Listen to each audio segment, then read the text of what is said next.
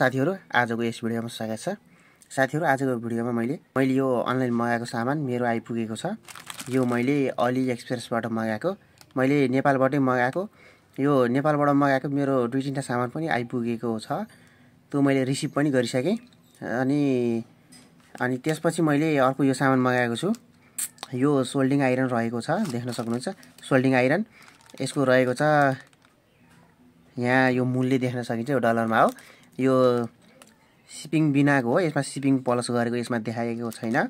Shipping गर्दाखेरि $4.5 जति लगभग पर्न जान्छ यसमा। यो टेम्परेचर गडबड गराउन मिल्ने खालको सोल्डिङ आइरन रहेको छ, 60 वाटको। अनि साथीहरु, यो चाहिँ मेरो हुलाकको मद्दतबाट यो आएको छ। अनि देख्न सक्नुहुन्छ उज्बेकिस्तानबाट यो आएको छ, चाइनादेखि। अली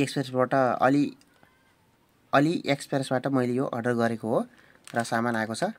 मैले कुन सामान मगाएको भनेर डिस्प्लेमा पनि देख्न सक्नुहुन्छ।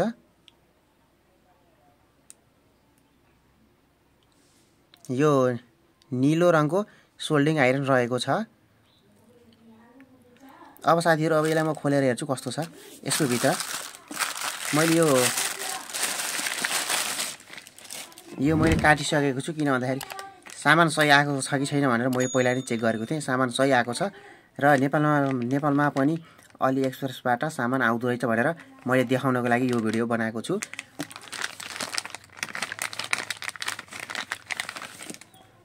हेरिरहेको छ, देख्न सक्नुहुन्छ साथीहरु सजिलैसँग। 220 भोल्ट, 60 वाट अनि यो टेम्परेचर रहेको छ। यो टेम्परेचरमा रहेको हुन्छ 200 देखि 450 डिग्रीसम्म। यसको तापक्रम हामीले गडबड गराउन सकिन्छ सजिलैसँग। अनि यो चाहिँ एकदम हेभी क्वालिटीमा रहेको छ। यो प्लग देख्न सक्नुहुन्छ। त्यसैगरी यसको यो बिट पनि देख्न सक्नुहुन्छ, मोटो रहेको छ। अनि यो एकदम चलाउनलाई नै एकदम सजिलो हुने गर्छ। यो फर्म राखिएको छ, हातले छोप्नलाई एकदम सजिलो होस्, नलियोस् भनेर।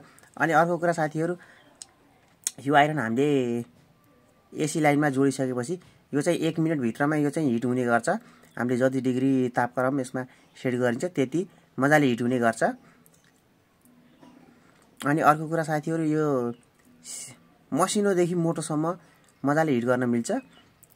अब टेम्परेचर पुगेन भने, हिट पुगेन, सोल्डिङ वायरलाई पगाल्न सकेन भने यसको टेम्परेचर हल्का हल्का बढाउँदै काम गर्न सकिन्छ सजिलैसँग। अनि अर्को कुरा साथीहरु, यसलाई मैले खोलेर पनि देखाउने छु। अनि साथीहरु, अर्को कुरा के भन्दाखेरि यो चाहिँ हामीले 24 घण्टा लाइनमा जोडेको यो 24 घण्टा यो चालु रहे पनि यो खराब हुँदैन। अब यसलाई म खोलेर देखाउने छु, देख्न सक्नुहुन्छ। अब यो कताबाट खोल्ने होला भन्ने जस्तो छ, देख्न सक्नुहुन्छ। अब यसमा के गर्नु पर्ने हुन्छ नि, यसलाई चाहिँ यसरी नङले यसरी तान्दिनु। यसको यो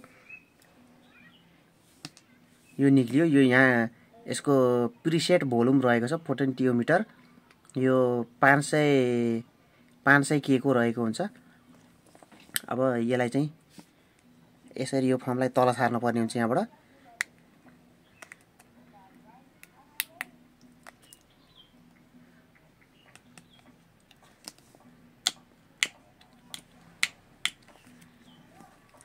यसरी यो फर्म तल सारिसकेपछि देख्न सक्नुहुन्छ एउटा यहाँबाट ग्रिप रहेको छ खोल्ने, एउटा यो खोल्छ। अब यो हामीले बिट खराब भएर बिट फेर्नु पर्यो भने त्यसको लागि यो माथिको यहाँबाट मात्र यो घुमाएर यसरी यो निक्लन्छ। अनि यो बिट चेन्ज गर्न सकिन्छ सजिलैसँग। यसमा अरू बिटहरू नै आउँछ। यो रहेको छ। अब यसैगरी यहाँ अर्को ग्रिप रहेको छ। यसको हिटिङ एलिमेन्ट भनेको यो रहेको छ, हिट हुने यसको यो भाग हो। अब यसलाई यहाँबाट घुमाइसकेपछि यो पनि खुलेको छ सजिलैसँग। यो हिट हुने देख्न सक्नुहुन्छ। यसको हिटिङ एलिमेन्ट यो रहेको छ। लगभग यहाँदेखि यता माथि यसको हिट हुने गर्छ, यतातिर अलि हिट हुँदैन। अनि अब यो खोलिसकेपछि यसलाई यताबाट यसरी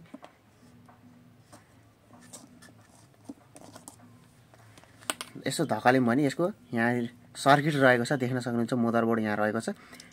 यो यहाँ इन्डिकेटर रहेको छ, देख्न सक्नुहुन्छ। त्यसैगरी टेम्परेचर कन्ट्रोलको लागि यहाँनिर आइसी मोसफेट रहेको छ। अब यो ट्रान्जिस्टर हो कि मोसफेट रहेको छ यहाँ देख्न सक्नुहुन्छ। त्यसै गरी अब यहाँ क्यापेसिटर रेजिस्टेन्स जिनर डायोड लगाएर अनि त्यसै गरी यहाँ एउटा 500 के को यो यसलाई के भन्छ पोटेन्टियोमिटर यहाँ रहेको छ। यो भोल्युमलाई के अरे टेम्परेचरलाई घटबड गराउनलाई यहाँ रहेको छ।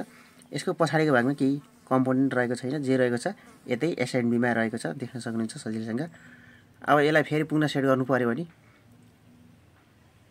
यसरी सिधा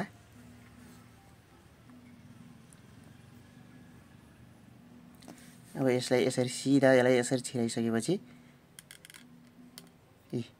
देख्न सक्नुहुन्छ। अब यो आयो, यो आइसकेपछि अब यसलाई हल्का कसरी थियो भनेर त्यो पहिला मिलाउनु पर्ने हुन्छ। यो फुल यता गर्दा 200 हुनु पर्यो।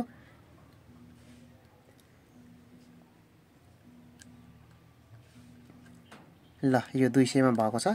अब यो भइसक्यो। अब यो फुल गर्दा 400 ठिक छ, यो ठिक रहेको छ, 450 हो, ठिक रहेको छ। अब यसलाई यहाँनिर सर्ट नहोस् भनेर यो एउटा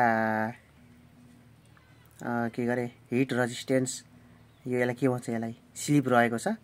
अब यसपछि हामीले यो लगाउनु पर्ने हुन्छ। यसलाई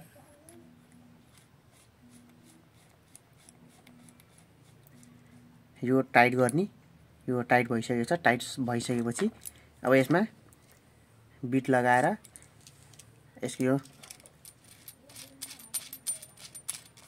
यो क्याप लगाइदिसकेपछि यो अब यसलाई यो रबरलाई फर्म टाइपको रबर छ। अब यो यति गरिसकेपछि यो तयार भएको छ साथीहरू सजिलैसँग। अनि यसको यो तार पनि राम्रो रहेको छ। अनि अर्को कुरा साथीहरू, अब यो हामीले सुरुमा 200 डिग्री टेम्परेचरमा सेट गरेको छु मैले। अब यसमा लाइन दिएपछि यहाँ मधुरो एलइडी बल्ने हुन्छ। यो जब यति टेम्परेचर बढाउँदै जान्छु त्यही अनुसारको एलइडी नि तेज बल्दै जान्छ।